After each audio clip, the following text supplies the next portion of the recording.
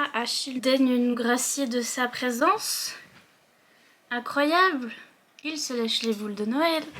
Je pense sincèrement que je peux mourir en prenant cette miniature. Oh, nom de Dieu, de Dieu, de Dieu. Et vous les voyez pas tous, hein. Mais ouais, je vais mourir. Les faces.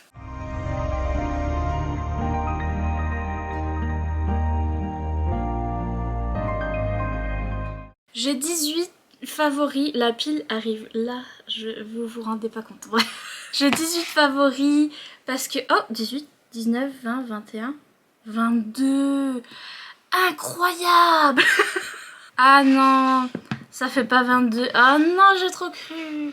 En livre papier, là, sur moi, j'en ai 22. Mais en fait, j'en ai plus de 22 parce que je voulais faire les 22 favoris de 2022. Vous voyez, j'arrive jamais à faire ça, mais bref. J'ai des petites mentions spéciales cette année qui ne sont pas dans les préférés, mais qui sont dans les mentions spéciales parce que j'ai quand même bien aimé. Ça a quand même marqué mon année. J'en ai 4 là que j'ai en papier, mais il y en a d'autres en fait que j'ai pas, que j'ai prêté ou autres. Et donc du coup, ça fait pas 22. Voilà, j'ai les mentions spéciales, j'ai les favoris de l'année qui s'apprêtent à me tomber sur la tête, c'est incroyable. Et du coup, c'est parti.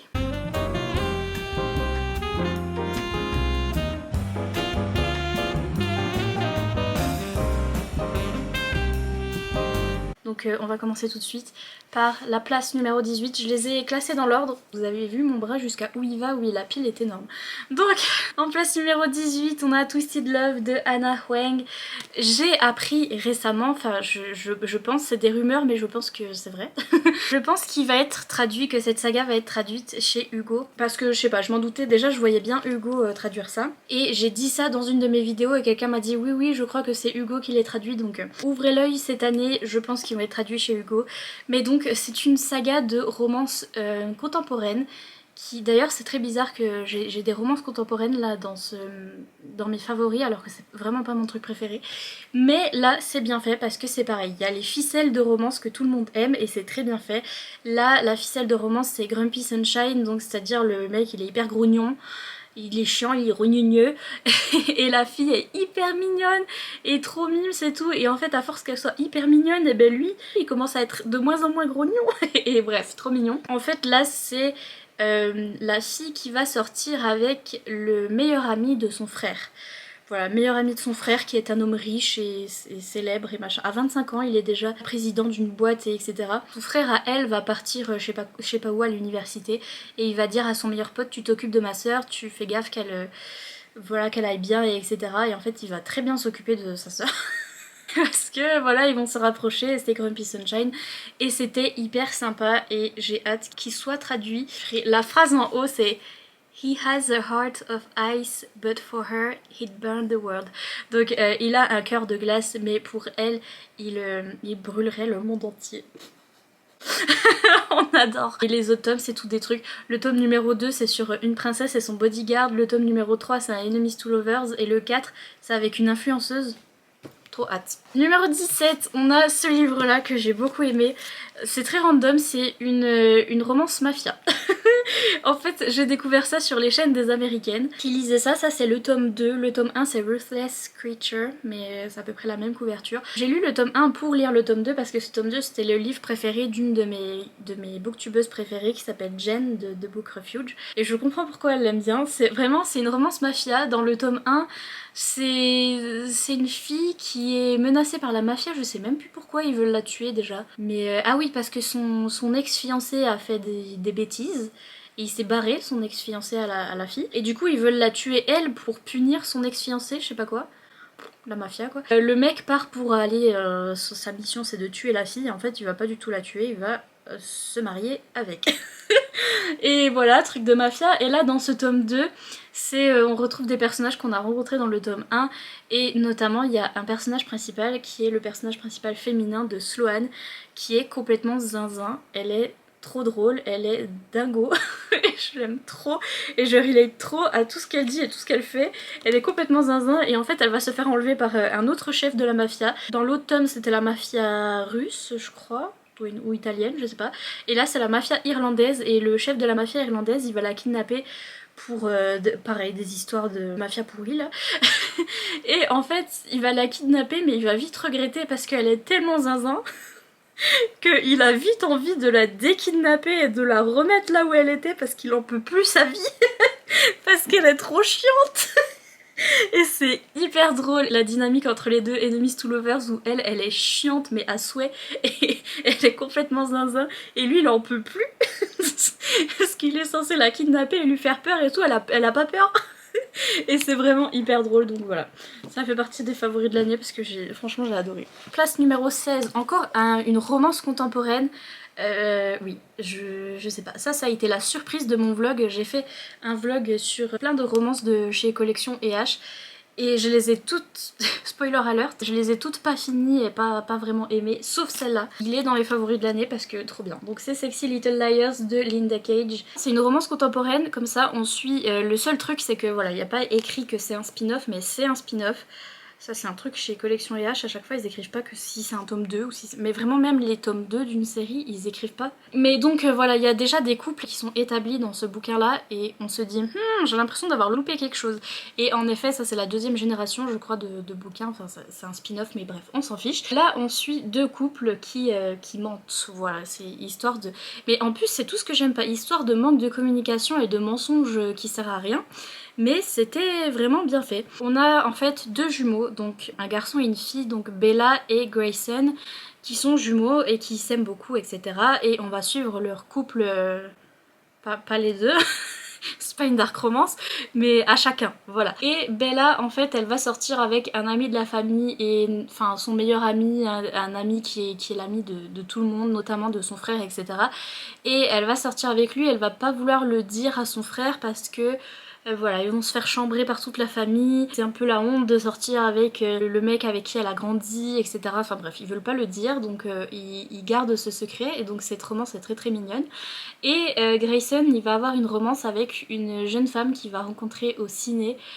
Franchement, leur rencontre, ils sont trop mignons. En fait, cette jeune femme, il y a un souci, il va pas dire qu'il est avec parce que Bella, la sœur de Grayson, elle sortait avec un mec et ce mec l'a trompée pour cette jeune fille, donc qui s'appelle Yellow. Et son frère va sortir avec cette fille, Yellow. Et vous voyez, il y a un petit souci de conflit là-dedans. C'était trop bien. J'ai trop aimé tout ce qui était dialogue, tout ce qui était romance, tout ce qui était... Enfin... Voilà, alors, en soi j'aime pas les quiproquos, les trucs où ils se mentent et où ça sert à rien là. Et en fait là c'était bien écrit, donc du coup j'ai bien aimé. Voilà. Numéro 15, on a des petits mangas. Donc on a La sorcière aux champignons de Tachibana Higuchi, que j'ai découvert grâce à la box Once Upon a Book Box cette année. J'ai bien aimé, c'est un petit manga romantasy. Vous allez voir que celui juste après est un peu pareil. C'est mes deux petits mangas préférés de l'année, où on suit une petite jeune femme qui est une sorcière, la sorcière aux champignons, et qui est en fait un petit peu... la paria du village, en fait tout le monde l'aime pas parce que c'est une sorcière, ils ont peur d'elle. Elle va de temps en temps au village pour acheter des herbes et des trucs pour ses potions, etc. Et puis en fait elle va rencontrer un jeune homme au village. Elle va avoir une romance avec ce jeune homme qui est très particulière et très remplie de magie. Et elle va finir par l'aider. Et ce qui fait que les gens du village vont se mordre un petit peu les doigts parce que tout le monde l'aime pas, sauf qu'elle finit par aider tout le monde. Petite romantasy comme ça avec une sorcière, c'était trop mimes, c'était trop bien. Il y a même un triangle amoureux là et tout, voilà, là j'étais à fond. C'est vraiment trop bien, j'ai hâte de lire le tome 2. Place numéro 14, on a du coup un petit peu pareil, c'est un manga romantasy, donc c'est Nina du Royaume aux Étoiles de Rikashi, c'est chez Michel Lafon Manga. Je savais pas qu'il faisait des mangas avant cette année. L'histoire de cette jeune fille qui s'appelle Nina, donc représente, qui est orpheline et qui vit dans la rue au départ et qui en fait va être enlevée par des gens du château. Ils vont venir la chercher, ils vont l'emmener au château, au château des rois là, des royaux. Et ils vont lui dire bon bah maintenant tu es la nouvelle princesse. Parce qu'en fait la princesse a eu un accident de carrosse, la vraie princesse. Elle a disparu. Il lui faut une remplaçante parce que les gens au château ils veulent pas dire que la princesse a disparu. À la place ils vont mettre un sosie Et donc ils ont choisi Nina pour être le sosie parce qu'elle lui ressemble et donc elle va devenir princesse et elle va rencontrer son demi-frère qui est le prince là et ils vont avoir une romance enemies to lovers, il y a un triangle amoureux, tous des trucs comme ça, incroyable. Trop bien. Et les dessins sont hyper beaux aussi. Bien sûr je vous montre le monsieur, mais donc incroyable, mes 2 petits mangas préférés de l'année, c'est tout, il n'y a que ceux-là, voilà, 2 petits mangas préférés. Petit manga romantasy. À la place numéro 13, nous avons ce petit jeunesse qui est Les Sœurs Hiver de Jolan C. Bertrand. C'est chez l'école des loisirs et c'était trop cool. J'ai lu ça pendant le challenge à thé glacé. C'est une petite histoire jeunesse comme ça où c'est écrit très très gros. Et où il y a des illustrations qui sont super jolies. Et en fait c'est l'histoire de ce petit village dans ce monde de fantasy où les saisons sont un petit peu particulières puisque on n'a pas seulement l'hiver, on a la grande hiver et la petite hiver qui sont représentés par 2 personnages. La grande hiver c'est une grande madame, une grande jeune fille, voilà, et la petite hiver c'est une petite jeune fille. Et en fait il s'est passé quelque chose dans ce monde de fantasy, la petite hiver a disparu. Et donc là le village subit la grande hiver tout le temps parce que la petite hiver a disparu, donc la grande hiver provoque des tempêtes de neige, du verglas, plein de trucs qui vont avec l'hiver mais qui sont très handicapants pour les villageois. Et la petite hiver a disparu donc elle peut plus trop balancer le truc pour l'hiver. Et en fait on va suivre un petit garçon qui s'appelle Alfred et qui va partir dans la forêt chercher son oncle parce que son oncle s'est perdu. Son oncle qui était un homme trans, d'ailleurs il y a plein de représentations dans ce bouquin, incroyable. Il y a des petits trolls qui ont leur propre pronom et on a aussi notre petit jeune homme du coup Alfred qui est atteint de dépression, en tout cas c'est ce que moi j'ai compris un petit peu dans ce bouquin même si c'est pas dit explicitement. Mais il nous raconte qu'il a toujours été triste, il est né triste un petit peu et il a toujours voilà, ces jours où il a des petits nuages au-dessus de la tête et il est pas très bien et il est triste. Et donc j'ai adoré, c'était trop bien. Et en fait du coup Alfred il va partir dans la forêt pour retrouver son oncle et il va non seulement retrouver son oncle mais aussi la petite hiver. Et donc vous allez voir comment il va partir dans plein d'aventures. C'était trop bien. C'était incroyable la représentation, j'ai pleuré parce que représentation pour dépression et c'était trop bien, incroyable. Joli petit livre jeunesse, je vous le recommande. À la place numéro 12, un livre que j'ai lu récemment dans les Vlogmas, c'est Le Prince Cygne de Isabelle Lesteplume. Ça c'est l'édition spéciale de chez Bookmark. Je sais, incroyable. Elle est trop dure à avoir, il y en a plus. Voilà, des bisous. C'est un retelling de mon conte préféré de tous les temps. Je m'en suis rendu compte que c'était mon conte préféré de tous les temps pendant les vlogmas parce qu'en fait voilà, le truc du prince cygne ça me disait quelque chose, un prince ou une princesse qui se transformait en cygne. Je me suis dit purée ça me rappelle un truc dans mon enfance et oui en effet la cassette, parce que oui c'était des cassettes VHS à l'époque, la cassette VHS que j'ai le plus usée de tout l'univers mais vraiment usée que du coup le son il faisait tellement la cassette, je l'ai mis en boucle pendant des années, elle en pouvait plus, elle chauffait, elle brûlait dans le magnétoscope, bref. Le dessin animé La Princesse et le Cygne, et je l'ai regardé 50 000 fois, c'est mon truc préféré, c'est la première romantasy que j'ai aimée quand j'étais petite, où on a l'histoire de ces 2 royaumes, les 2 régents des royaumes qui sont assez amis et qui essayent de marier du coup la fille et le fils pour rejoindre un petit peu les royaumes. Sauf que la princesse et le prince de l'autre royaume, ils s'aiment pas. Ils peuvent pas se saquer, depuis l'enfance ils s'aiment pas, etc. Ils n'arrivent pas à s'entendre et donc du coup... Oh my god, j'avais pas vu ça.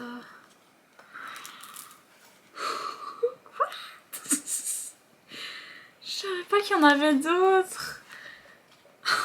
Oui parce qu'en plus dans cette édition il y a des pages calques comme ça. Je savais qu'il y en avait une au début, je l'avais vue, mais j'avais pas vu celle de la fin. Qu'est-ce que je disais? Oui, La Princesse et le Cygne, ma vie. Quand j'ai vu qu'il y avait un retelling version MM chez Bookmark, je me suis dit mais ah. Et en effet j'ai adoré, c'était trop bien. J'ai regardé le dessin animé sur Netflix avant de lire ça et j'ai adoré. Oui, j'ai pas fini mon histoire, donc c'est donc les deux... Le prince et la princesse, voilà, ils sont destinés à se marier, etc. Mais ils peuvent pas s'entendre. En fait, un jour, la princesse va se faire enlever par un magicien méchant qui va la transformer en cygne, et le fait est qu'elle reste cygne toute la journée, et c'est que quand la lumière de la lune apparaît qu'elle peut redevenir humaine. Et bref, elle va se faire enlever et notre prince il va partir à sa recherche, et etc. etc. Là l'histoire est un petit peu, du coup c'est un retelling où on a pareil deux royaumes opposés, sauf que là les deux royaumes se font vraiment la guerre depuis des années, parce que il y a un des deux princes qui a disparu, donc c'est le truc d'enlèvement, c'est un peu pareil. La reine du royaume où le prince a disparu, elle accuse l'autre reine d'en être responsable, et donc du coup ils se font la guerre, et nous on suit l'autre prince de l'autre royaume qui n'a pas été enlevé et qui en a marre de faire la guerre, etc., et qui va se retrouver dans la forêt interdite et qui va rencontrer là-bas un garçon cygne, voilà, un garçon qui se transforme en cygne, et voilà, et l'histoire commence, et c'était incroyable, c'était trop bien, j'ai vraiment adoré. En numéro 11 nous avons le tome 2 des voleurs de fumée. Je l'ai lu en tout début d'année, mais vraiment en tout début d'année, je crois que c'était en janvier. Et ça me fait bien rire parce que le tome 3 est dans les pires lectures. Il est juste là, je l'ai mis dans la pile des pires lectures. Et le tome 2 est dans les meilleures lectures. J'ai vraiment adoré ce tome 2 de cette saga, de cette trilogie même. Le premier tome c'était les voleurs de fumée. Deuxième tome, le monde des démons, du coup de Sally Green. C'est la version young adulte de Game of Thrones. Voilà, je dis toujours ça parce que c'est comme ça que c'est résumé derrière, et c'est très juste. C'est la version young adulte de Game of Thrones où on suit plusieurs personnages dans un monde de fantasy qui sont assez espacés entre eux, les personnages, et qui vont au final se retrouver à la fin, qui font un voyage et qui vont se retrouver. Mais on les suit dans des pays différents et on découvre le monde de fantasy, etc. Il y a des histoires de royaumes, de princesses, de princes, de guerres, et de trucs surnaturels. Là-dedans, le truc surnaturel, c'est les démons, du coup, et le monde des démons qui, en fait, est exploité par les humains parce que les humains volent la fumée de démons qui se dégage des démons quand ils meurent. En fait, quand ils sont quick, il y a une fumée qui part de leur bouche que les humains récupèrent, et ils en font une drogue parce que ça les rend hyper puissants, etc. Et donc il y a tout ce trafic de fumée de démons. Nous on va suivre plein de personnages différents, notamment une princesse d'un des royaumes qui a une histoire d'amour avec son garde du corps. Son chevalier là, incroyable. On va suivre une jeune fille qui fait du trafic de fumée de démons, et on va voir comment elle va s'en sortir avec tout ça. On suit un autre prince d'un autre royaume qui a une romance MM. La meilleure romance, c'est incroyable, sauf qu'il va sortir avec un domestique qui est l'ennemi de son royaume, et bref, tout un truc ennemi sous lovers aussi, et bref, j'ai adoré les petites romances à l'intérieur, et j'ai adoré ce monde de fantasy, et ce truc vraiment à la Game of Thrones, mais version young adulte, c'était trop bien. Bon, là on arrive dans les préférés des préférés, tenez-vous bien assis, là c'est les préférés des préférés. On arrive aux 10, bah oui, aux 10 derniers, c'est les 10 derniers là, ok. C'est le top 10, et donc en 10ème place nous avons cette saga. J'ai mis par saga, alors les sagas je les ai mis par saga, parce que je pouvais pas vous trouver un tome random, là pareil, c'est pas mon tome préféré, le tome 1. Pour l'instant, je vais pas vous sortir des tomes random, à chaque fois je vous ai sorti le tome 1 et c'est la saga en entier, je mets la saga en entier dans mes favoris. Donc c'est la saga Monstre de Lily Mayne qui est une saga en anglais, romance MM, c'est une romance monstre. Oui. Donc on est aux États-Unis, c'est un setting post-apocalyptique. Le monde des démons et le monde des humains étaient en parallèle, comme ça, c'était des mondes parallèles, sauf que le monde des humains s'est déchiré, s'est ouvert, je ne sais pas, et les démons ont pu rentrer, enfin les monstres. Les démons c'était dans l'autre. Les monstres ont pu rentrer dans notre monde, et en fait on retrouve les États-Unis post-apocalyptiques où on a tous les monstres qui vivent au milieu des États-Unis, dans un désert, et tous les côtes des États-Unis, c'est des villes militaires où les humains se réfugient pour ne pas se faire manger par les monstres en fait. Et donc nous on va suivre un militaire qui est chargé de tuer ces monstres, et qui va partir en mission dans le désert pour trouver le plus méchant de tous les monstres, qui est le Soul Eater, donc le mangeur d'âmes, qui vraiment tue tout le monde et qui fait le pire du pire. Et donc du coup les militaires ils essayent de le choper pour qu'il arrête de tuer tout le monde. Voilà. Et donc notre militaire Danny il va partir en mission pour arrêter ce Soul Eater. Il va partir avec plusieurs autres militaires. Ils vont rencontrer le Soul Eater. Tous les autres militaires vont tomber comme des mouches parce que le Soul Eater, comme à son habitude, il les tue tous. Sauf Danny, il le tue pas. Il va se laisser capturer par les militaires et après, une fois qu'il va, le Soul Eater, donc le monstre, et une fois qu'il va arriver dans le complexe militaire, il va demander à parler à Danny parce que il s'est attaché à ce militaire en particulier et ça va être la romance entre les deux. Et c'est très drôle, c'est incroyable. Romance monstre où vraiment le monsieur c'est un monstre, donc il a des cornes, il a presque rien d'humanoïde en vrai. Voilà, c'est un monstre et il va sortir avec ce militaire et après on va se rendre compte que les monstres sont pas si méchants que ça et que c'est pas tout est noir ou tout est blanc, etc. Et j'ai adoré cette saga, c'était trop bien, les romances sont hyper mignonnes. Et oui, c'est des romances monstres. Et les scènes d'olé olé sont trop bizarres parce que en général, ils sont pas humanoïdes, donc il y a des trucs particuliers. Mais n'empêche, c'est trop mimes, c'est des romances qui sont vraiment incroyables, j'ai trop aimé. Et donc, la saga est en position numéro 10 dans mes favoris de l'année. Numéro 9, on a encore une saga MM en anglais. J'espère que ces sagas vont être traduites. J'en parle, je fais que d'en parler cette année. Et j'espère juste que ça va être traduit. Je verrai, on verra bien dans les maisons d'édition qui traduisent le MM, on verra. Mais je pense que oui, parce qu'ils ont eu quand même assez... Enfin, ça a eu beaucoup de succès aux États-Unis. Donc si jamais c'est traduit, vous inquiétez pas, je hurlerai à vos oreilles et vous le saurez. Mais donc, ça c'est ma saga des psychopathes. Saga romance MM avec des psychopathes. Voilà, ce coup-ci c'est pas des monstres, c'est des psychopathes, c'est un peu pareil, vous allez me dire. C'est la saga Necessary Evils de Only James, sachant que ce tome 1 j'ai mis 2 étoiles, je l'ai vraiment pas aimé, je trouve qu'il était hyper mal écrit. Je trouve que ce tome 1 était hyper mal écrit et hyper mal fait. Et en fait, il y a des couples dans cette saga que j'aime pas du tout, j'aime pas leur dynamique et j'aime pas l'écriture de l'autrice avec ces couples, en fait. Ce qui fait que le livre, je donne 2 étoiles, sauf qu'il y a d'autres couples dans la saga, d'autres livres dans la même saga, où je donne 5 étoiles parce que c'est incroyable, c'est trop bien, et c'est trop bien écrit. Donc voilà, c'est suivant les goûts et les couleurs, mais bref. En fait, on suit des hommes qui sont des psychopathes, qui ont été tous adoptés par un médecin. Ce médecin qui fait une recherche spéciale sur les psychopathes et qui, quand un psychopathe est détecté un petit peu dans le système où on a les enfants adoptés, en fait, quand ces enfants-là montrent un signe de psychopathie, il les adopte. Il a une maison remplie de... Enfin, il a vraiment un grand manoir parce que c'est un médecin qui est très riche. Un manoir rempli de petits psychopathes qu'il a adoptés. Voilà, il y en a 7. Et du coup, j'ai capté seulement, après avoir bientôt fini la saga, que en fait ça partait sur les trucs des 7 péchés capitaux. Et ils sont écrits derrière, genre, dans la couverture là derrière, il y a écrit Envy, donc l'envie, donc la jalousie.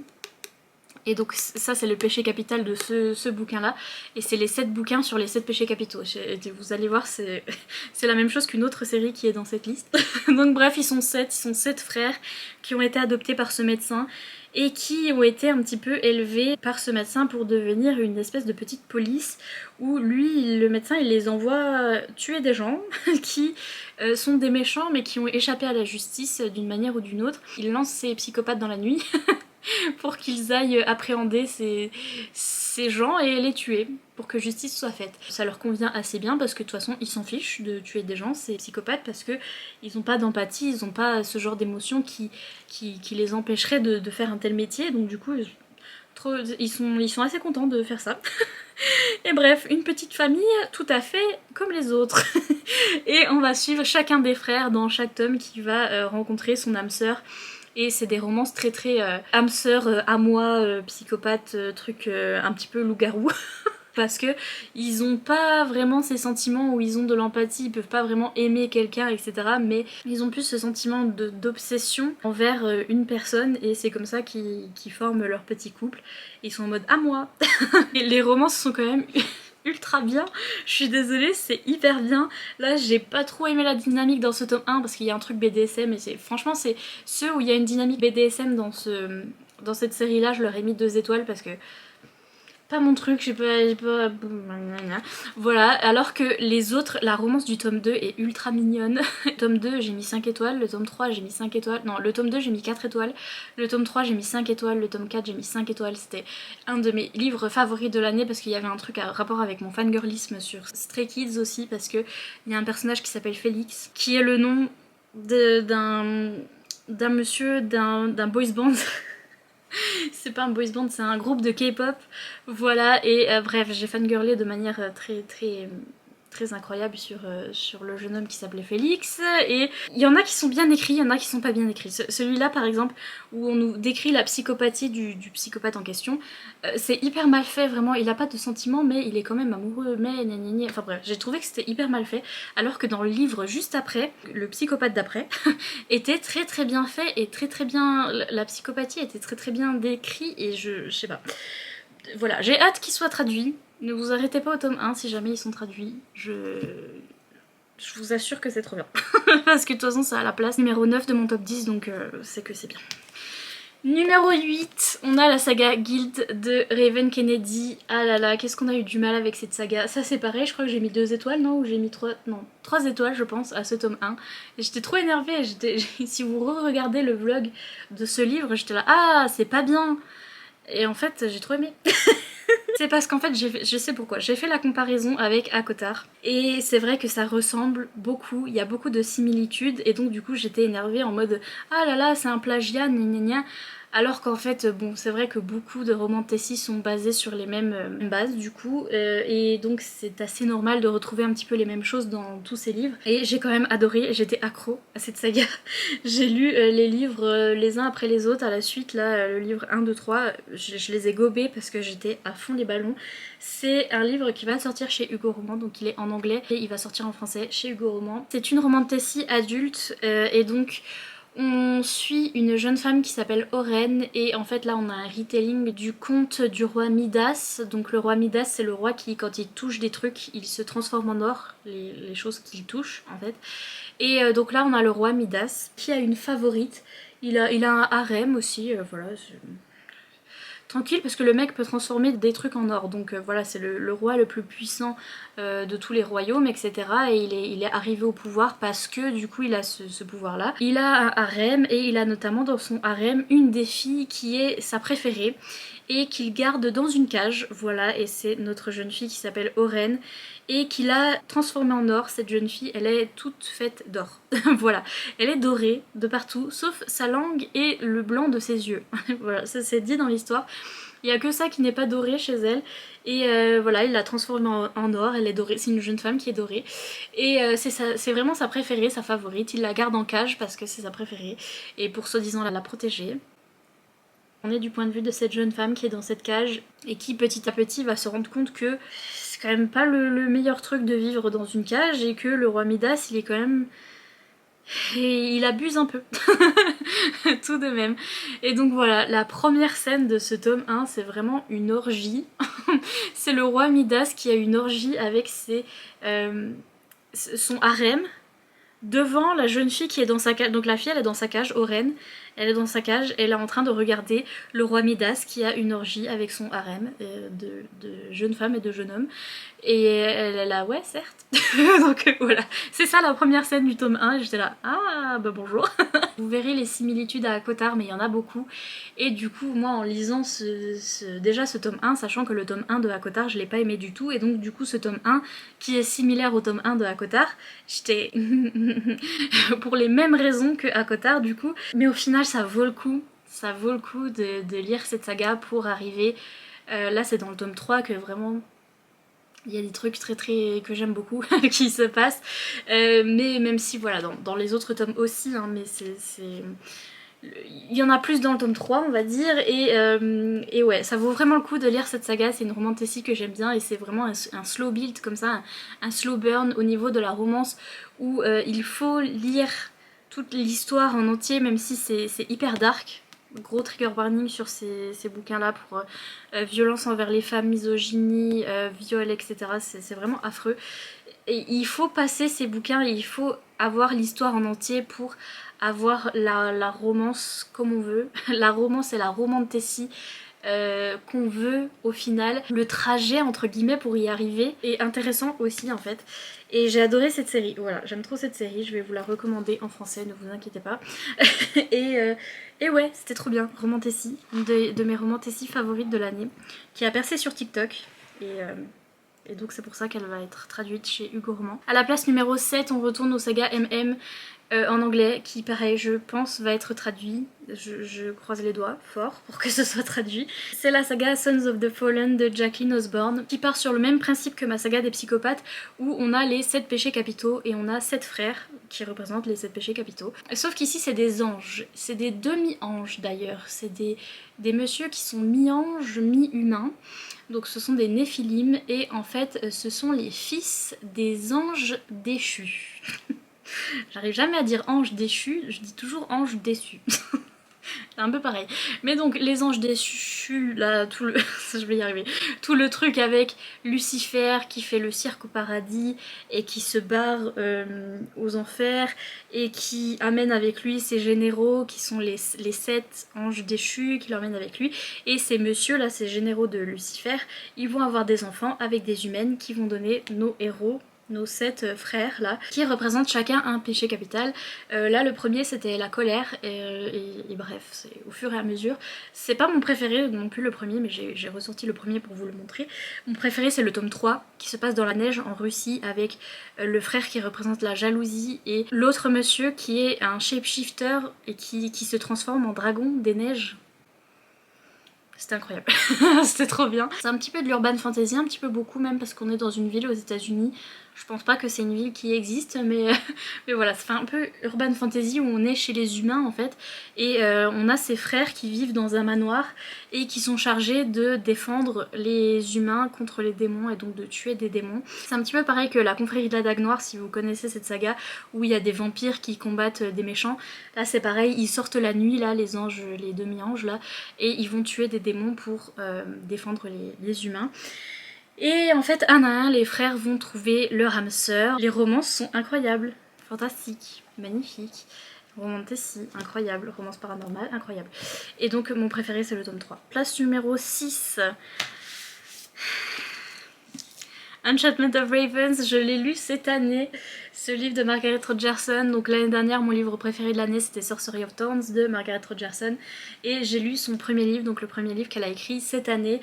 En début d'année et c'était incroyable, c'était trop bien. C'est Margaret Rogerson, c'est incroyable, c'est le talent à l'état pur. C'est de la romantasy, c'est des one-shots, donc c'est qu'un seul tome. Et donc voilà, dans ce tome, on a l'histoire d'Isobel qui est une peintre. Elle vit dans un endroit entre le monde des humains et la féerie, qui s'appelle Whimsy, mais en français...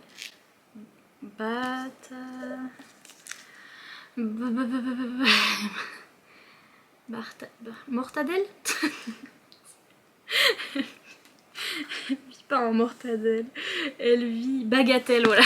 À bagatelle. Bref, c'est pas mortadelle.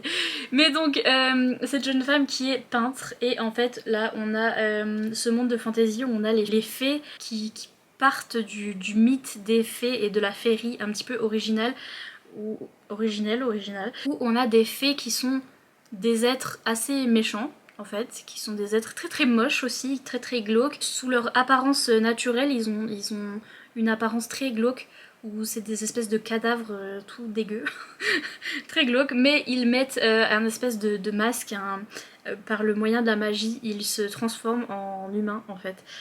Et donc ils sont très très jolis avec leur masque, mais sans leur masque, non. Et bref, ce sont des êtres très très méchants et qui ont la particularité qu'ils ne peuvent pas produire, ils ne peuvent pas créer des choses, donc que ce soit écrire un livre, se fabriquer un vêtement, peindre, tout ce qui est création en fait, ils ne peuvent pas faire ça et donc du coup ils vont chercher chez les humains, enfin du coup dans ce royaume entre les humains et la féerie, à Bagatelle, ils vont chercher les trucs qu'ils ne peuvent pas faire en fait, donc des vêtements, des peintures, etc. Ils vont chercher ça auprès des humains. Et nous, notre jeune fille, elle est peintre. Il y a le prince de la cour de l'automne, parce que voilà, ça part aussi du principe où on a la cour de l'hiver, de l'automne, etc., de la féerie, là, comme dans Agotar. Et le prince de la cour de l'automne va demander son portrait à Isobel, et Isobel va faire une erreur dans son portrait. Elle va peindre des émotions humaines dans le regard de notre prince de l'automne. Et ça va faire un grand scandale. Elle va devoir se rendre en féerie pour rendre des comptes. Parce qu'elle a fait grosse bêtise. Et elle va se retrouver en féerie et dans toute une aventure, je vous le montre parce qu'il est magnifique. Il est en français, en hardback, oui, chez Big Bang. Incroyable, et donc histoire d'amour entre elle et notre prince de la cour de l'automne qui est là. Bonjour monsieur, oui monsieur. Et c'est incroyable, c'est Margaret Rogerson, c'est l'écriture, c'est la balance parfaite entre l'écriture poétique mais pas trop poétique ou c'est chiant. mais c'est beau et poétique, mais c'est fluide en même temps et donc du coup c'est addictif. La romance est très young adulte, donc voilà, c'est pas assez adulte à mon goût, mais en même temps la manière dont elle écrit les romances young adulte c'est très passionné et très incroyable, où juste il s'effleure les mains et tu meurs. Tu t'effondres. Voilà, c'est très bien écrit.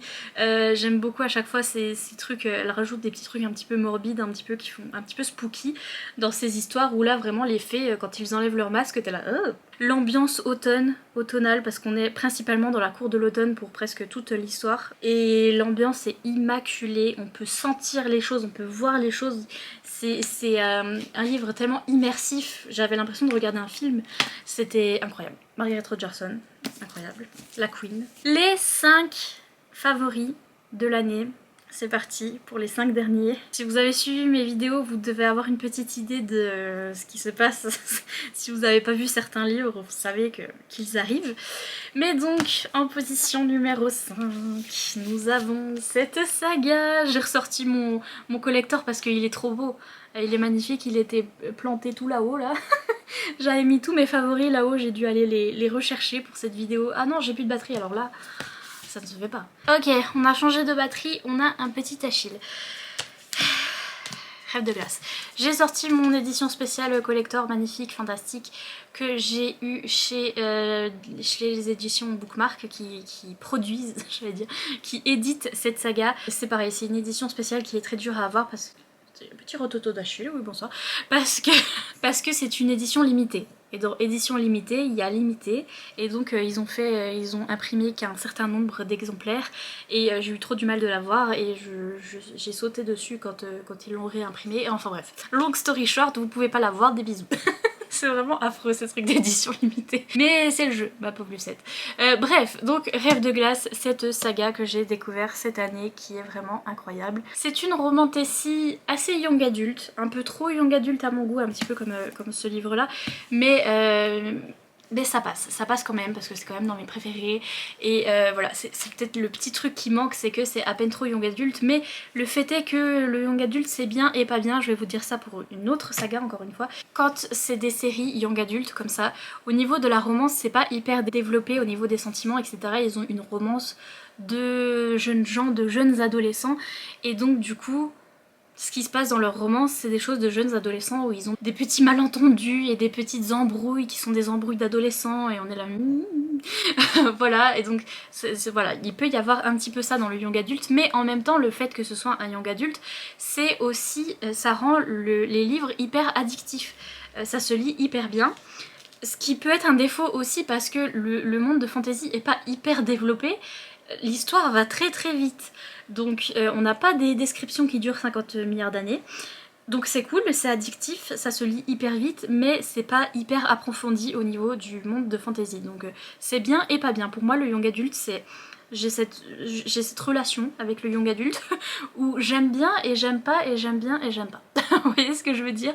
Où c'est bien parce que c'est addictif, ça se lit vite, mais en même temps c'est pas assez développé. Mais cette saga, j'ai adoré. On est dans ce monde de fantasy où on a deux mondes côte à côte. Il y a une petite carte au début pour vous expliquer et la chose est très bien expliquée aussi vu que c'est un young adulte. Le monde nous est très bien expliqué, très simplement, mais du coup pas hyper développé. Mais bref, on a deux mondes l'un à côté de l'autre. On a un monde qui s'appelle Solaris, l'autre je sais il s'appelle Glacium. Ozolis, voilà. Ozolis qui est le monde du soleil, qui est le monde où il fait chaud il y a des incendies tellement il fait chaud, c'est la canicule, c'est l'été, c'est l'horreur. L'horreur pour moi. Et on a le monde d'à côté qui est le monde de Glacium où il y a de la neige, il fait froid et c'est l'hiver éternel. Et en fait les peuples de ces deux mondes sont ennemis. Chose comme ça, c'est la vie. Et nous, on va suivre la princesse du monde de Ozolis qui s'appelle Olina du coup. Ils ont tous des prénoms avec un O, vous verrez pourquoi. Et bref, qui s'appelle Olina et qui est la princesse du monde de feu, qui va tomber amoureuse du prince du monde de glace. Et ça commence comme ça, et après ça part dans vraiment autre chose. C'est ça aussi que j'ai bien aimé dans ce bouquin, c'est que la romance commence de cette manière, voilà, le prince du monde de Glacium et la princesse du monde de Ozolis, et ils sont ennemis, ils peuvent pas être ensemble, et on croit que ça va partir comme ça, et en fait l'histoire part dans un tout autre truc, parce qu'il y a vraiment un plot twist dans ce tome 1. C'était hyper intéressant au niveau de la romance et au niveau de l'intrigue en général. Et bref, incroyable, incroyable. J'ai adoré cette histoire, j'ai adoré, on passe beaucoup de temps dans le monde de Glacium. Dans ce tome 1, voilà, on est au début sur Ozolis parce qu'on a notre princesse de Ozolis qui nous explique comment elle vit sa vie, etc. Mais vous allez voir qu'à un moment, elle va finir par aller sur Glacium. Et Glacium, ma vie, je veux habiter là-bas. Il y a des chiens de traîneau et les chiens de traîneau sont hyper importants en plus dans cette histoire et donc... Que demande le peuple? La romance est incroyable, romance enemies to lovers entre prince, princesse, enemies to lovers, royaume ennemi, incroyable, trop bien.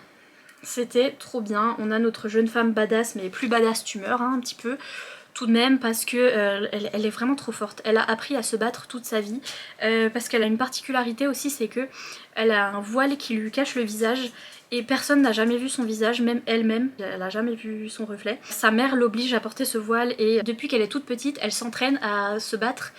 Elle se battre notamment avec un voile sur les yeux, donc franchement elle est trop badass. Quand elle se retrouve dans des situations où il y a des gens qui essayent de l'enlever ou qui essayent de l'embêter, etc. Elle est toute seule, en plus elle est toute petite, elle est décrite comme faisant 1m50 je crois, un truc comme ça. Et elle est vraiment toute petite et toute frêle, et elle est toute seule contre 12 gars baraqués là, elle les tue tous en 3 secondes. Et vraiment t'es là, waouh. Elle est trop badass, elle est incroyable. Et cette série est trop bien, voilà, la romance est incroyable. Le monde de fantasy, très sympa, pas hyper développé, c'est pas de la romance, c'est pas de la romantasy adulte, mais en même temps hyper addictif, donc ça se dévore, on s'attache aux personnages, il y a des histoires de complot, des histoires politiques, des histoires de la romance, c'est trop cool, c'était trop bien, voilà, ça se finit en 4 tomes, ils sont dispo en français chez Bookmark, lisez-les, il n'y a pas d'excuses. À la place numéro 4, on a cette saga. C'est les chouchous de cette année, là on commence à être dans les favoris des favoris. J'ai découvert cette saga il y a pas longtemps, en fin d'année. C'est une saga MM, policière, je sais, what the fuck, c'est pas du tout de la romantasy. C'est trop bien.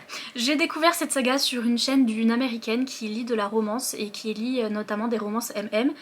Et elle disait, ah bah, c'est une saga MM policier, un peu thriller où il y a des enquêtes et où on a une romance MM entre deux hommes. Et c'est trop bien, c'est incroyable, c'est trop bien. J'étais là, ok, bah, je vais lire parce que j'ai déjà une saga comme ça que j'aime beaucoup. C'est la saga Taizane, donc la saga Cut and Run de Abigail Roux dont je vous parlais vraiment beaucoup au tout début de ma chaîne. Et j'avais adoré cette saga qui était aussi une saga policière MM entre deux policiers du coup qui étaient partenaires de police et qui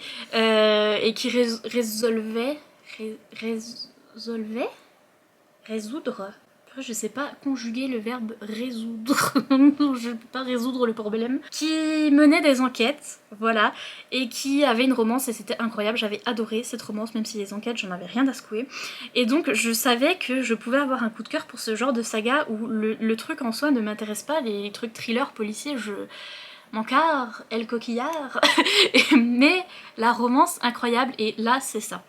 C'est des bouquins qui sont un petit peu faits, un peu comme une série télé. C'est un petit peu comme NCIS ou Criminal Minds ou ce genre de série où là on a la saison 1, vraiment la saison 1 contient 13 livres, donc 13 épisodes, et ça c'est l'épisode 1 de la saison 1, donc c'est fait en forme d'épisode, où les livres font souvent 200-300 pages, et on a une enquête à chaque livre, et c'est du coup deux policiers qui vont être partenaires particuliers, Donc Malcolm et Sunjay. Sunjay qui est un américain mais ses parents ont émigré de Corée du Nord. Il est incroyable ce personnage, il est neurodivergent, il est très très intelligent et il va être transféré d'un endroit de Los Angeles jusqu'à Baltimore où il va rencontrer Malcolm, son nouveau partenaire, qui est en fait pour le cast, Malcolm il est décrit comme étant baraqué, 40 ans, une barbe, des cheveux longs, en mode Jason Momoa, et Sunjay, je l'imagine comme un héros de K-drama. Et donc ces deux-là vont se rencontrer et vont pas pouvoir se piffer, Enemies to Lovers. Où Sunjay déjà il est pas doué parce qu'il est pas doué socialement. Il s'engueule un petit peu avec tout le monde, il a du mal un petit peu à être ami avec des gens et à former des relations parce que il est neurodivergent et donc il dit pas forcément les bonnes choses au bon moment et il est très honnête et enfin etc. Et donc du coup il a du mal à se faire des amis. Ça va pas aller non plus avec Malcolm et donc ils vont se rentrer dedans mais littéralement. Pardon, excusez-moi la petite blagounette, mais donc voilà, au début ils vont pas pouvoir se saquer, hein, on adore le Enemies to Lovers, et au fur et à mesure ils vont apprendre à se connaître, et c'est la romance la plus slow burn de l'univers. J'ai cru mourir dans le désert de sécheresse là. Là il y a 13 épisodes dans la saison 1, et faut attendre le tome 4 pour qu'il se passe un tout petit peu quelque chose entre eux. Et un tout petit peu, hein. Et encore, ils se re-engueulent dans le tome 4, et donc du coup, ça repart encore en rond pendant toute la saison 1, qui fait 13 épisodes, c'est vraiment la romance hyper slow burn, où ils mettent 100 ans à se mettre ensemble. Mais c'est incroyable, parce que la tension, juste, ils se regardent, on est en mode vraiment, c'est tout. Juste, ils se sont regardés, on se dit, oh purée, ça veut dire quelque chose. Je vous avoue que j'ai passé les enquêtes, oui, j'ai triché. À chaque fois qu'ils parlaient des enquêtes où ils étaient là, ils vont sur des... D'ailleurs, c'est très très gore, donc pour tous ceux qui aiment l'horreur, le thriller, toutes les enquêtes policières, vous allez adorer franchement. Surtout les gens qui aiment bien les trucs gore, parce que je vous avoue que ce tome 1, l'enquête de ce tome 1 est hyper gore. Ils sont sur des scènes de meurtre forcément, ils doivent enquêter et ils se disent ah tiens la victime était comme ci comme ça, donc peut-être que le tueur était comme ci comme ça, mais vraiment pendant des heures, et moi je suis là, je passe, j'en ai rien à secouer. Et au moment où c'est de la romance, je suis là, oui, j'écoute. Il y a aussi une enquête un petit peu criminelle qui part de ce tome 1 et qui est un petit peu le fil rouge de toute la saison et qui continue dans la saison 2, donc il y a aussi ce genre d'enquête aussi qui dure un peu plus longtemps. Bref, si vous aimez les thrillers, les trucs policiers, vous allez adorer. Si vous aimez les romances slow burn, vous allez adorer, mais adorer vraiment. Si vous avez aimé la saga Taï Zane, ça c'est un truc assez particulier, mais c'est très niche. Mais je sais que certains d'entre vous, certains et certaines d'entre vous me suivent et connaissent la saga Taï Zane, et vraiment c'est Taï Zane, mais en mieux. C'est hyper inclusif aussi, l'auteur est incroyable. Je vous dis, Sunjay est un personnage super cool qui est neurodivergent et qui est demisexuel aussi. Les deux sont des personnages de couleur, à l'intérieur on a plein de personnages trans et aussi plein de messages rapport à ça avec la diversité qui sont des messages importants, et où on a les méchants qui sont méchants et qui sont souvent homophobes, et souvent racistes et souvent insupportables. Et souvent ils meurent, et donc c'est grave bien. Mais incroyable, cette romance, je hurle. J'en suis à la saison 2, j'ai lu 13 tomes, je me les suis bingés, mais en une semaine je crois. Là j'en suis au tome 3 de la saison 2. Et il y a un moment, le slow burn se conclut, et ils sont quand même ensemble. Mais ils sont ensemble, mais il y a toujours cette tension, il y a toujours ces obstacles et ces trucs qui font que je hurle à chaque épisode. Et ils sont incroyables, et leur relation est incroyable, et c'est l'une des rares romances où une fois qu'ils sont ensemble, j'en ai pas marre. En fait, c'est pas ah ils sont ensemble, c'est bon, je m'en fous qu'ils soient heureux. Non, là il y a encore des histoires, de la tension, et etc. Et donc du coup, je suis encore fascinée par ce couple depuis 13 tomes. 13, 14, 15 tomes maintenant que j'ai lu, je suis au tome 16. Voilà. À la place numéro 3, vous l'attendiez tous. Blood Mercy de Bella Ross, qui est une romantécie très lourde, très conséquente, surtout en hardback, oh mon dieu, mon poignet, qui est en anglais pour l'instant, mais qui va être traduit. J'ai parlé avec l'autrice, parce que j'ai pété un câble, j'ai adoré cette saga, j'en ai fait un TikTok qui a un peu percé sur TikTok, oulala. Et l'autrice est venue me parler, et je lui ai dit que j'étais française, et je lui ai dit, du coup la traduction française, elle me dit bah oui, il y a des gens qui sont intéressés, donc je sais pas encore, mais je te redirai et tout, et moi j'étais là, mais donc Blood Mercy de Vélaros, qui est une romantasy adulte, cette fois-ci comparée aux autres livres young adult où il manquait un petit peu plus de développement dans la romance et dans le monde de fantasy. Là, c'est très développé. Ce livre est très dense, mais ça fait mal à la tête. Le monde de fantasy est très développé, la romance est très développée, très slow burn aussi, et très adulte. Très bien, très intéressante. On est dans ce monde de fantasy médiévale où on a des rois, des reines, etc. On a notamment un roi qui est très méchant et on suit sa fille qui est Cassia, qui est la fille bâtarde du roi. Donc le roi l'a eu avec une femme random qui n'était pas la reine et elle est très mal considérée vu que c'est la bâtarde du roi et non pas la fille légitime du roi. Et donc elle est très maltraitée au royaume, sa vie est très compliquée, elle doit se protéger et tout. Elle a un chien qui est très important, qui est un personnage à part entière dans l'histoire, qui est son garde du corps, un très gros chien, un petit peu particulier, qui a été élevé exprès dans ce monde de fantasy pour être le meilleur garde du corps et le chien le plus féroce et tout. Et donc elle se sert de lui pour se défendre aussi s'il y a des gens qui veulent l'embêter, etc. Mais donc le chien, incroyable, et il est très important et c'est un personnage à part entière. Et c'est le garde du corps de Cassia et il est toujours avec elle et bref. Oui. Toi c'était mon petit garde du corps. Mais t'es tout ridicule. Mais oui, mais t'es trop petit. Mais t'es toujours avec moi, c'est vrai. Donc voilà, et mon petit garde du corps aussi. C'est de la fantasy et donc on a différentes espèces. On a les humains et on a aussi des espèces de vampires qui s'appellent en fait les Hesperines. À aucun moment c'est dit vampire dans ce bouquin, c'est vraiment la race des Hesperines. Mais on dirait des vampires parce qu'ils boivent du sang, ils ont des canines, ils sont immortels, ils ressemblent à Edward dans Twilight. Donc voilà, on peut faire la comparaison avec les vampires, mais ce sont des Hesperines. Et les Hesperines sont très craints par les humains. Voilà, les humains ont très peur des Hesperines et leur font la guerre parce qu'ils ont très peur d'eux. Et donc notamment Cassia, elle a son chien, donc Knight, son gros chien, qui est vraiment entraîné à manger les Hesperines et à attaquer les Hesperines si jamais ils arrivent parce que voilà, ils ont très peur de ces vampires Hesperines là. Les Hesperines, c'est des vampires véganes, trop mignons. Et qui ont des valeurs incroyables et qui sont très gentils et qui sont vraiment incroyables et on s'en rend compte en ayant leur point de vue à eux. Et en fait on va avoir une histoire de diplomatie là où il y a une délégation de Hesperines qui va arriver dans le monde des humains pour un petit peu négocier les choses et essayer de négocier la paix en fait et que les humains arrêtent d'avoir peur des Hesperines. Parmi cette délégation on aura notre monsieur qui s'appelle Lio, qui est un jeune Hesperine qui se lance dans la diplomatie et qui a plein d'espoir, qui arrive chez les humains et qui se dit ouais, on va faire en sorte que ce soit la paix et que les humains et les Hesperines s'aiment et tout va bien se passer, sauf que il est bien mignon, mais ça va pas bien se passer. Et en fait il va rencontrer Cassia, ils vont se rencontrer dans la forêt, littéralement la nuit dans la forêt, parce qu'aussi les vampires ils peuvent être présents que la nuit parce qu'ils supportent pas le soleil etc. Donc vraiment c'est vraiment des vampires mais c'est des Hesperines. Et ils se rencontrent dans la forêt la nuit en hiver. Le slow burn se fait au fur et à mesure des nuits où ils se rencontrent chaque nuit pour discuter, et vraiment discuter, parce que je vous jure la première discussion entre eux, enfin vraiment, ils se voient beaucoup de fois et ils ont toujours pas demandé le prénom de l'un et de l'autre. Et à un moment, genre au milieu du livre, lui il est là, aurais-je l'outrecuidance de vous demander votre prénom? Et je suis là, ah. Donc c'est très slow burn. Incroyable, trop bien, pareil, où il y a cette tension où ils se frôlent même pas parce que, je vous dis, ils savent même pas le prénom l'un de l'autre, donc ils sont à 15 km l'un de l'autre quand ils se parlent. Elle a un énorme chien qui est là pour le manger lui.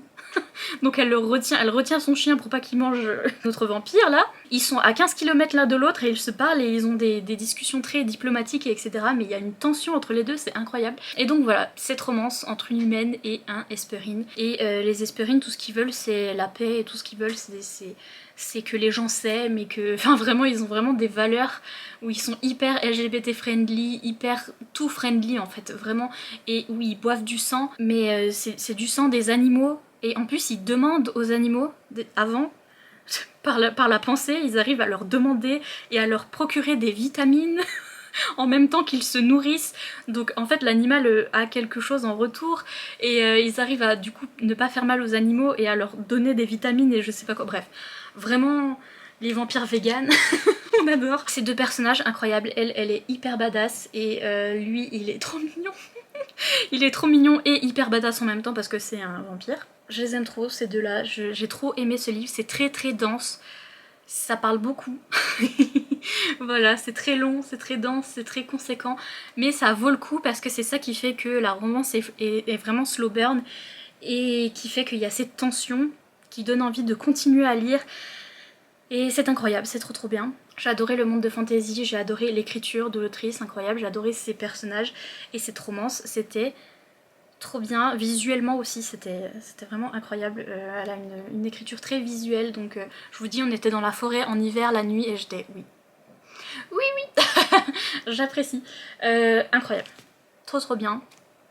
J'espère que ça va être traduit. C'est tout ce que je peux vous dire. Place numéro 2. On arrive aux deux derniers.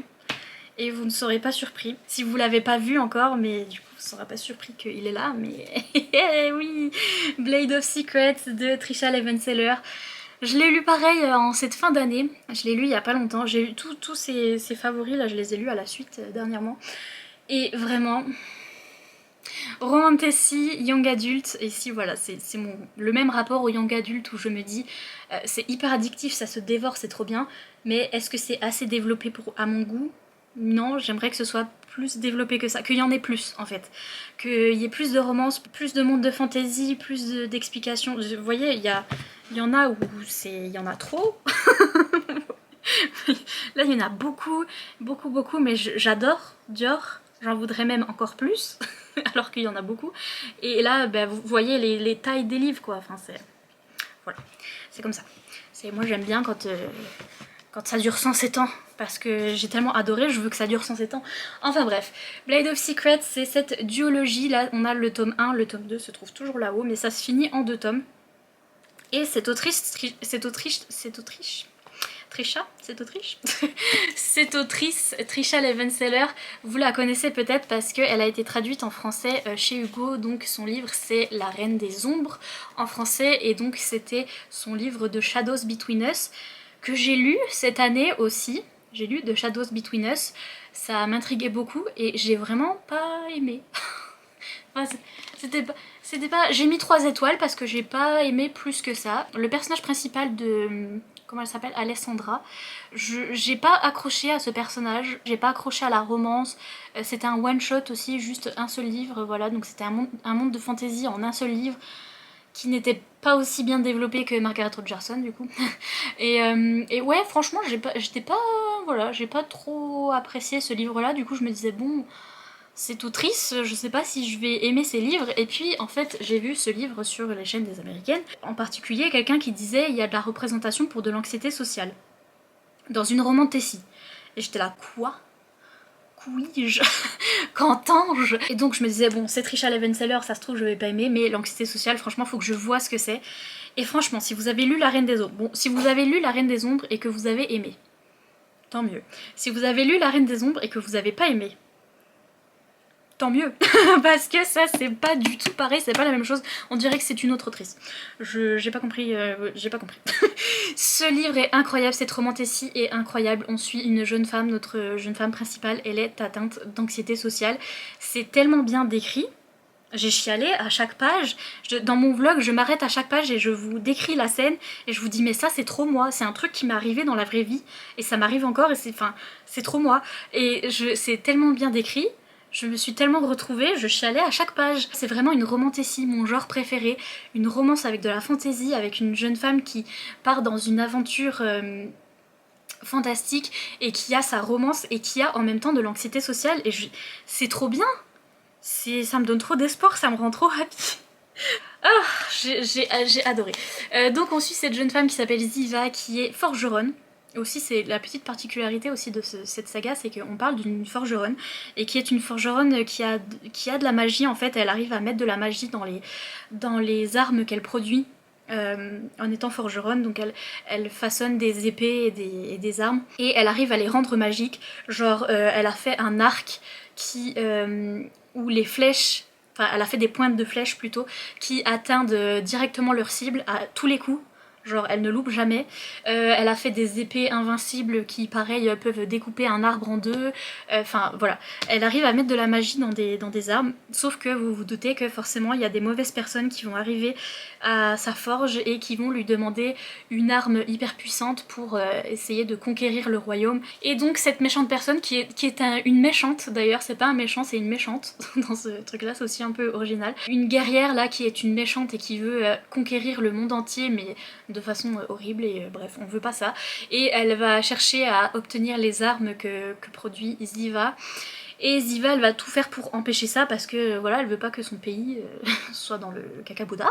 Et donc, elle va partir se cacher dans la forêt pour pas qu'on la retrouve. Elle va se cacher avec ses armes, notamment l'arme super puissante qu'elle a fait et que tout le monde veut maintenant. Elle est accompagnée de sa sœur. En fait, elle a grandi avec sa sœur parce que elles sont toutes les deux orphelines. Ils ont perdu leurs parents, ils savent pas ce qui s'est passé exactement. Leurs parents se sont fait tuer mais ils savent pas le pourquoi du comment, ça va être révélé dans l'histoire. Elle vit avec sa sœur du coup depuis pas mal de temps. C'est elle qui s'occupe un petit peu de sa petite sœur où elles ont 2 ans d'écart je crois. Elle a 18 ans, Ziva, et sa petite sœur a 16 ans. Elles vont partir les deux dans la forêt s'enfuir parce que les méchants sont à leur trousse. Et elles vont aussi engager un mercenaire qui est un mercenaire du coup, un monsieur qui tue des gens, un tueur à gages qui a leur âge, qui est un monsieur de 18 ans.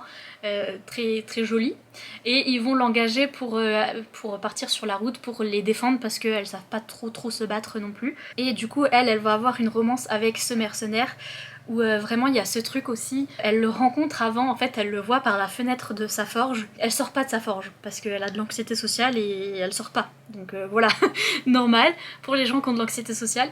Et elle le voit par la fenêtre de sa forge et elle est en mode waouh, ce mec il est très beau. Et c'est la première fois de ma vie que je trouve que quelqu'un est beau, vraiment. Et il y a toute une histoire avec ça et où elle va se dire purée, mais lui il est beau et j'ai jamais trouvé quelqu'un beau en fait, c'est fou ça. Et bref, et au final ça va être le mercenaire qui va partir avec elle. Et en plus lui il va être hyper chiant et hyper grognon et il va faire des trucs bêtes. Et donc du coup ils vont partir sur un truc un petit peu enemies to lovers où elle est très énervée contre lui. Et j'adore, c'est trop bien, c'est magnifique. Et on a aussi à côté la sœur qui part avec eux et qui part avec un autre jeune homme qui va, vous allez voir, qui va se rajouter au petit groupe de 4 là, qui est un jeune homme qui est un scholar, donc un homme de lettres, voilà, qui veut écrire un livre sur la magie et donc qui va les suivre aussi dans leur voyage. Et on a aussi cette romance entre la sœur de Ziva et l'homme de lettres qui est trop mignon et incroyable. Trop bien, une romantécie avec de la représentation pour anxiété sociale. Trop envie de le relire. La romance, eh ben, la fille elle a de l'anxiété sociale et donc du coup tout est compliqué dans la romance où vraiment il y a des moments où lui il lui prend les mains. Donc il met ses mains dans les siennes, elle enlève direct ses mains parce qu'elle est gênée. Puis après dans sa tête ça se fait tout un monologue où j'aurais pas dû enlever mes mains, maintenant il va se vexer. Et en plus j'avais pas envie d'enlever mes mains, c'est juste que j'ai eu peur. C'est juste que, oh purée, et si jamais il se dit que, et si gna gna dans sa tête pendant 4 ans. Puis lui il est là, ok. Vraiment il s'en fout. Et c'est incroyable et tout est dur pour elle au niveau de la romance, au niveau des relations sociales, etc. parce que l'anxiété sociale. Et la manière dont elle explique ça aussi, dont elle lui explique à lui, parce que lui, ben forcément, il comprend pas parce qu'il en a pas d'anxiété sociale, donc il comprend pas forcément ses réactions. Et elle va lui expliquer et il comprend très bien et je... Ma vie. Traduisez Hugo. Hugo, si vous passez par là, Hugo Roman, vous avez déjà traduit la Reine des Ombres, là, je sais pas quoi. Traduisez cette duologie, s'il vous plaît. C'est du young adulte, vous pouvez mettre dans votre collection Stardust, tout ça, tout ira bien. Traduisez, s'il vous plaît. S'il vous plaît, merci, bisous. En parlant de traduction, du coup, le numéro 1, au top du top. On a ce livre qui va être traduit, je suis trop contente, je vais vous en parler toute l'année, je vais vous saouler. Il sort le 1er mars en français, c'est The Bridge Kingdom de Daniel L. Jensen. la nuit est tombée entre temps, c'est incroyable, on ne voit plus rien. Mais The Witch Kingdom, voilà, c'est un livre que j'ai lu en début d'année aussi et c'est mon premier coup de cœur de l'année, je crois. J'avais fait un vlog où j'avais dit waouh, le premier livre préféré de l'année. Et j'ai vraiment adoré Romantasy. Romantasy adulte, entre l'adulte et le young adulte, mais un peu plus adulte que par exemple celle-ci. Et incroyable, et l'un de mes premiers coups de cœur de l'année, et trop contente qu'il soit traduit chez Brajlon. Romantasy, du coup Enemies to Lovers, mais le pire Enemies to Lovers, où on a une jeune femme qui a été élevée toute sa vie, toute son enfance. Elle a été entraînée à tuer des gens, à espionner, à être une actrice, etc. parce qu'en fait elle a qu'un seul but dans la vie, c'est de se marier au prince du royaume ennemi et de le tuer. Voilà, pour que son petit papounet à elle, il aille conquérir le monde du royaume ennemi du coup. Et donc vraiment, depuis sa naissance, on lui dit tu vas servir à ça, tu vas te marier avec lui et tu vas le zigouiller. Et donc du coup, faut t'entraîner à le zigouiller. Et c'est ce qui va se passer, elle va partir dans son royaume et elle va se marier avec lui. Sauf que bien sûr, tout ne va pas se passer comme prévu. Elle va se rendre compte que les choses ne sont pas aussi noir et blanc que ce qu'elle croyait. Et incroyable. Romantasy, Enemies to Lovers. Là on est dans un monde de fantasy assez particulier. L'ambiance c'est normalement pas ce que je préfère parce que c'est une ambiance très tropicale. Vous savez que bon moi les trucs, ce que j'aime bien c'est les trucs glacium et tout ça. Mais là c'est une ambiance vraiment tropicale où le royaume du pont en fait de Witch Kingdom c'est vraiment un royaume en forme de pont. Vous verrez, c'est fait très bizarrement, mais le royaume est fait de petites îles. Les conditions de vie sont hyper compliquées parce qu'ils ont beaucoup de tempêtes, ils ont des températures très tropicales, et etc. Et donc elle va arriver dans ce monde-là fait d'îles, il fait chaud et humide, et il y a des moustiques, et ma phobie, et il y a des serpents, etc.